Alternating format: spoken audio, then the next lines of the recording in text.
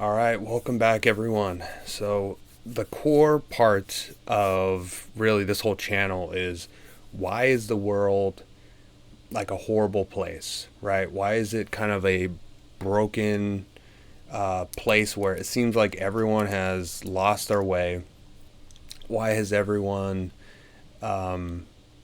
it just seems like the world just doesn't know what direction it's going in, and people are just descending into immorality and they're falling into just negative emotions, and just like everything is bad essentially. Like everything that you could think of is just not going right, and whatever you do have that is going right, you have to be very, very grateful that you have that. So I think for the most part, a lot of people kind of understand that. That's why there's all these self improvement groups and all this stuff. It's all everyone is trying to get better. We're trying to raise ourselves upwards. But the question really is well, why are we all falling? What is going on, right? So there's a lot of reasons for this stuff. People will talk about the economy. They'll talk about, well, the downsides of technology. They'll talk about a lot of stuff. Now, all of these things are all just pieces of a puzzle. Now, what's really happening in the world, the core root, the real reason why this is all happening is mainly because of the Kali Yuga. Now, to a lot of Westerners, you'll never have heard that term, but the Kali Yuga is essentially, it means that all of reality is cyclical, and we constantly move through the zodiac, we move through the yugas, and we move through all these different things from different planets to moons, and every single thing that is around you has an effect, whether that's a planet having an effect on you. And we know that, for instance, the moon has an effect on people's hormones, their emotions. When we have a full moon, people tend to be more dangerous. They tend to be more aggressive. There's more violence. This is statistically shown that during full moons, people more crimes are committed. Now, why that is exactly, it's hard to say. Is it because of the gravitation somehow? Is it because of? I mean, it could be a lot of things, but the way I think is that every single planet, every single person has energy around us. We all have our own unique auras that make us us. And as we know, if you're around certain people long enough, you will, like some people, if you just don't like them and then you're around them and in closer proximity, they're just going to give off a vibe, an energy that is either going to be toxic to you or it's going to be something that you greatly like, depending on the person. But just as people have an energetic effect on each other, so do the planets. Because again, the planets and the moons are massive. They're very, very, very large. And these things then also have a lot of energy. These aren't just dead pieces of rock. I know a lot of people, they look at the planet and they think, oh, it's just rock or it's water or it's just a big thing of gas, like, like Venus or Jupiter. But these things are, in a sense, alive, and therefore they have their own energy to them, their own personalities, as we know. As you see from the Greeks, the Romans, they personified the planets as their own people, and they have their own ways of doing things. Like Mars is seen as a god of war, right? Then we see Jupiter is always seen as the king of the gods, and we see Venus as always being a goddess of love. Same thing with our planet. Our planet has always been characterized as a feminine planet. It has never once been seen as a male planet. It has always been the mother, Gaia, Terra, all the names that they've given it. It's always been a feminine planet. And if you look at it as well from the elements, it's mainly water, which is a feminine element, and same thing with earth, which is, again, another feminine element. So it's always been a feminine thing. These planets have an effect on us. And as our planet moves through the solar system, it gets closer and further away from different planets, the sun, stars, and each one therefore has an effect on each one. So astrology is kind of like studying the effects of these things on us.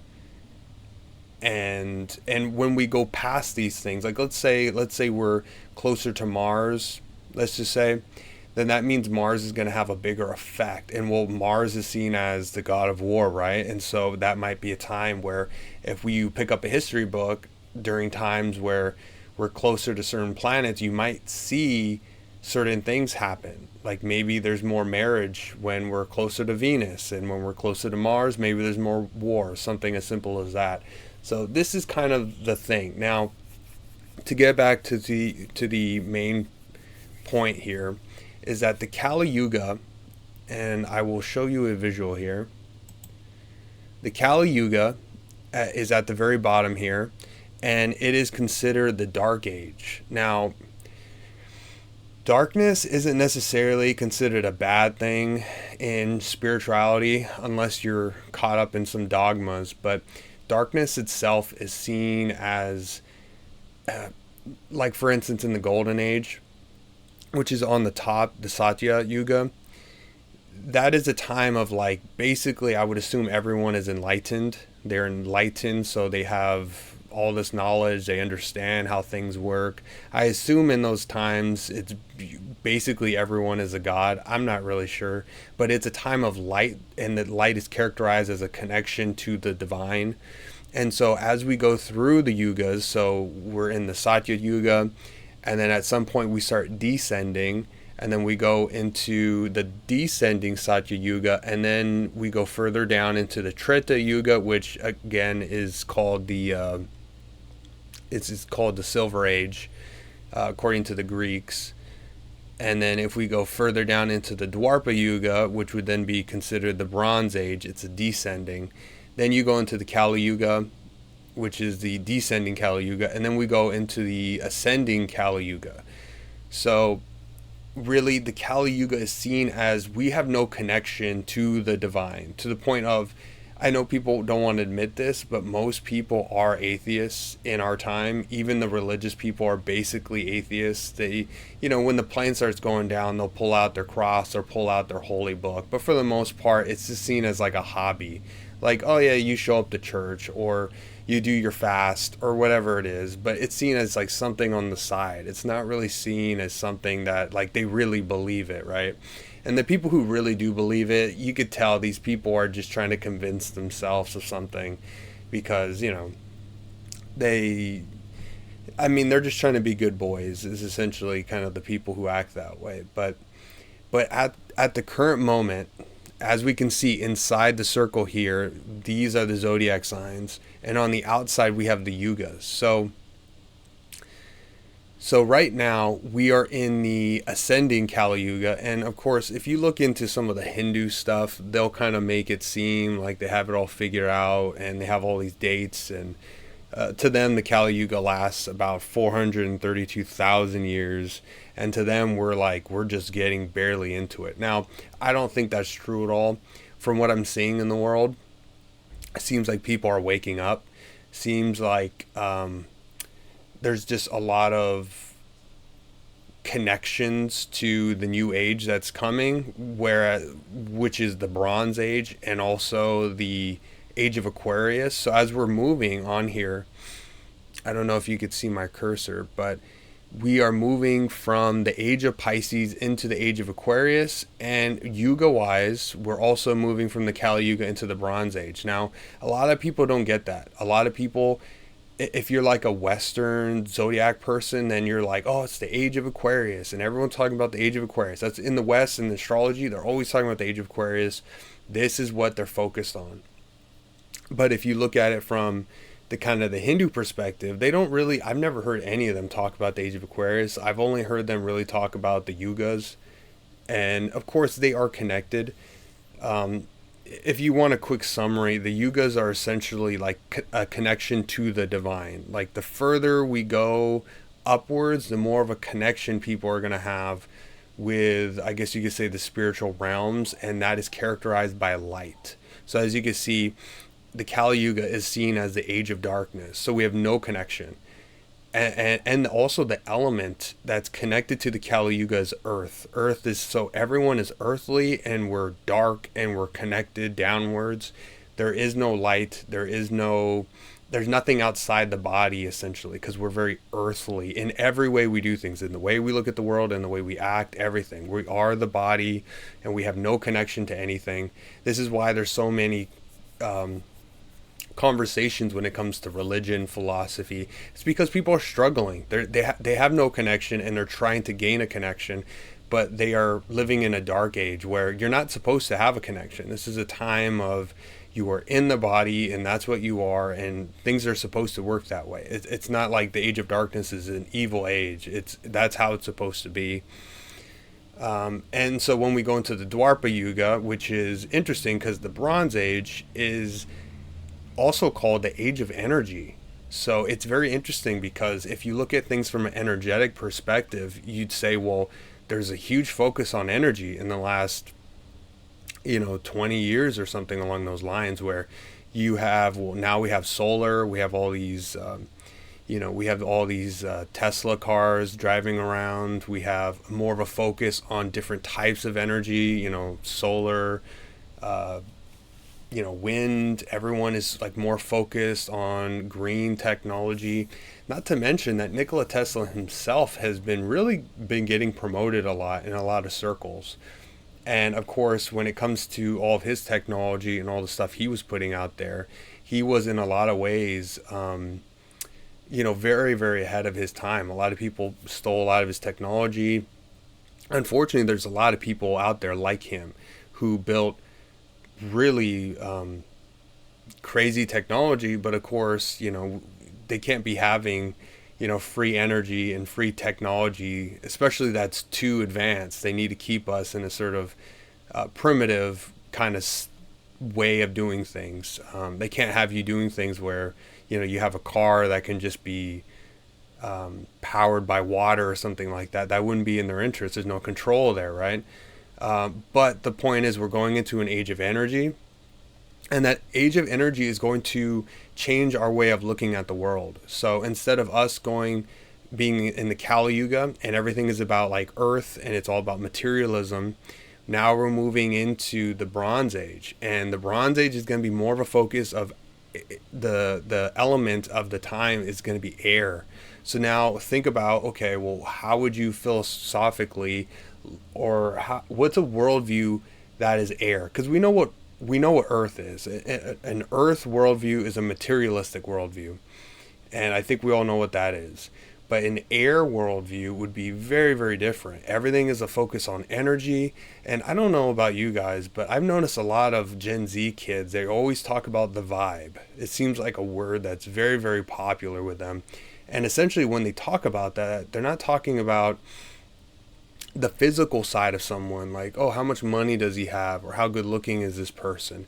They're not talking about, like, they don't want to hang out with them for those reasons. They're saying that they want to hang out with people because of their vibe, right? Their energy. Like, are these people positive or are they negative, right? People really focusing on the energy of people, which is interesting because, when I grew up, I didn't hear anyone use those kinds of terms.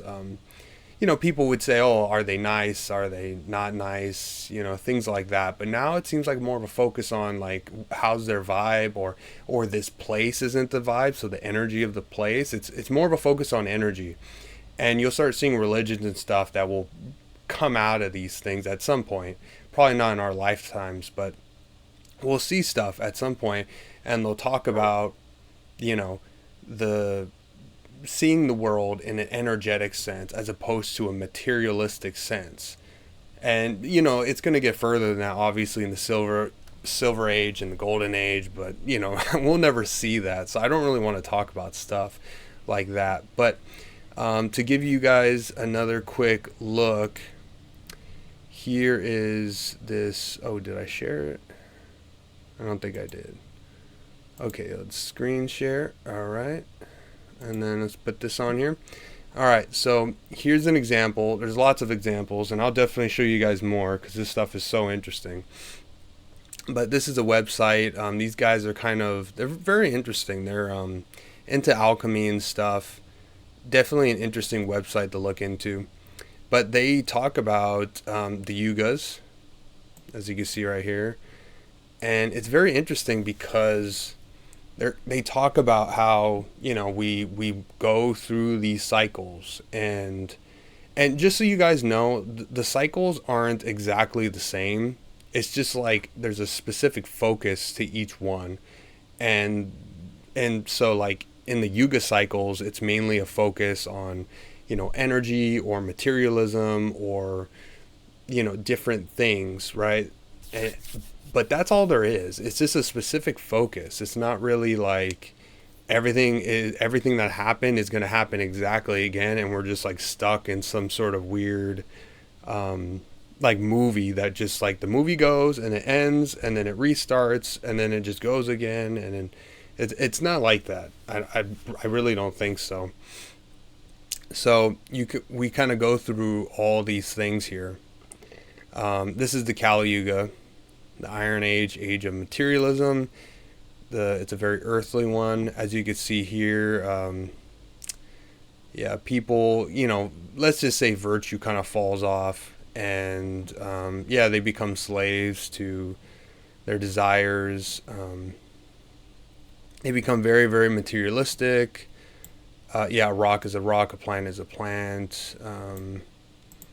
Very much materialism. I think we could see that. We can clearly see that we are in a very materialistic age. I think people are coming out of it to a degree, because a lot of people just want to get like a home. They just want a homestead. They just want to go out. They just want to be farmers and live a nice little peaceful life with their families. There's not this focus on, I think, the whole Hollywood idea of like, oh, I want to get rich, I want to get famous and all this stuff. I think a lot of that's falling off. I think a lot of people are like, you know what, I don't want to be involved with Hollywood because there's a lot of shady stuff. I think a lot of people are just, I think they're kind of over it, and it's not as achievable. Like, enough people have tried to go down that path that enough people are like, I don't think it's really worth it. And so this is the next age that we will be going into. Just so you guys know, in astrology, there's no like major dates. There's no way to know exactly like when exactly do we go into, when aren't we. I mean, it's kind of like it's a very the frog is being boiled type of thing. It's a very slow type of progression, that will happen over time. A lot of it is due to us as well. Like, it's kind of like you have an idea of something, but if you act it out and how long it takes, that's kind of up to you. So I think we can move straight into the Bronze Age at any time, but there's a lot of obstacles and factors that are in the way of that happening. But as we can see, the Dwapara Yuga is definitely about energy. And as you see, I mean, the energy is extremely important to us in today's society. I mean, we have the internet, we have cars running on electricity now. I mean, everything is more of a focus on energy. Yeah, so we're gonna at some point realize it's energy that's important. It's not just the like, a rock isn't a rock. The rock also has its own like energy to it. Essentially, is what people are gonna start figuring out. Um, yeah, basically materialism and energy are connected. Um, yeah, I mean, if you look at all this, I mean, we've also been through a Dwapara Yuga in our own history books. It was very much different though, but I mean, you'd have to look at the Greeks, the Vikings. You go pretty far back, and we went through a Dwapara Yuga. Now, obviously, people weren't flying around on planes, and they didn't have energy like that. But that was because in that Dwapara Yuga, they also were going through the Age of Aries, which is a reason why there was so much war, stuff along those lines. But when it comes to the Age of Energy itself, we didn't really see much of that. Obviously, in our history books, it was mainly a lot of primitive fighting and things like that. But that's another video I want to make. But I want you guys to see, though. You guys can look into this yourselves, but we are going into the Dwapara Yuga. We are going into the new Bronze Age, or the Age of Energy. And I think the Age of Energy is the most important part. Just really think about like the world. And we all know the world was very, very materialistic. It still is in a lot of ways. But if you have an eye for it, just kind of pay attention to the energy aspect and just see, like, listen to what people say, really look around when you go out, and you'll notice that there's a huge focus on energy, and it's something that was not around when I was younger. I mean, yeah, there was a lot of technology, there was a lot of that type of stuff, but we didn't have a major focus on energy like we do today, and that's specifically because of the new energies of the new age, of the Bronze Age. It's bringing out new energy that's affecting us and giving us new ideas, and it's, obviously it's an ascending energy. It's a positive energy that is only going to benefit us. And of course, in the next video, I'll go over the next side of it, which is of course the Age of Aquarius, and we're going to talk about the effects that the Age of Aquarius wants to have on us, the positive sides, the negative sides, and then we'll just kind of keep going forward from there. So thank you guys for watching.